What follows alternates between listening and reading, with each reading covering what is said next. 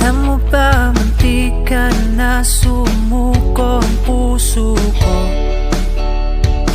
sa paulit-ulit na pagkakataon na nasaktan na bigo. Mukhang delikado na naman ako, o bakit ba kinikilig na naman ako? Pero ngayon ay parang kakaiba. Pag nakatingin sa iyong mata, ang mundo ay kalma. Ngayong nandyan ka na, di magmamadali. Kulang ang katabi hanggang sa ang buhok ay pumuti. Di na maghahanap ng kung ano sa